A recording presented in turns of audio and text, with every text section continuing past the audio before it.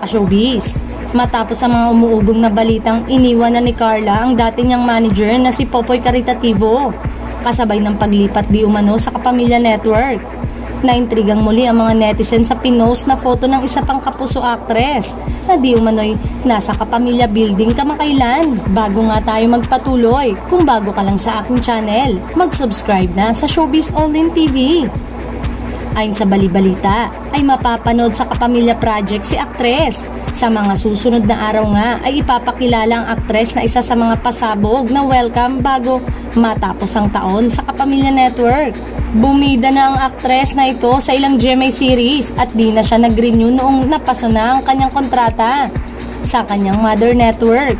Ilang taon na nga nang huling mag-renew ng 5-year exclusive contract ang aktres sa GMA at wala pang napapabalita kung na-renew na siya. Sa makatuwid, mukhang freelancer na nga ito at wala pang ibang napapabalitang gagawin niya sa GMA7. Ilang beses na ring na-chismis na lilipat ito.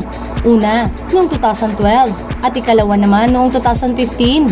Tuluyan na kaya niyang iiwan ang kanyang naging home network sa mahigit 15 years? Gayunpaman, ang mga ulat ng mga paparating na production ng ABS-CBN ay inihag na ng kanilang cast at isa siya sa mga napapabilang sa isa sa mga bigating proyekto ng Kapamilya.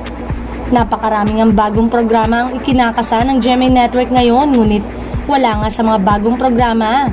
Samantalang kahit nga walang franchise ay patuloy pa rin ang paggawa ng mga bagong palabas at talaga namang inaabangan ng mga manonood. Marami ang nakapansin na wala rin sa GMA Gala Night.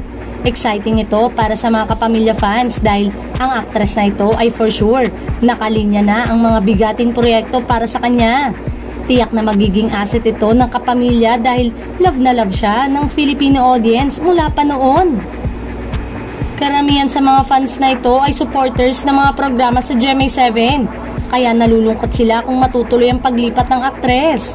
Wala pa ngang nakukuhang sagot mula sa management nitong kilalang aktres, pero ang narinig ay nagustuhan daw nila ang inilatag ng mga programa gagawin nito sa Kapamilya Channel.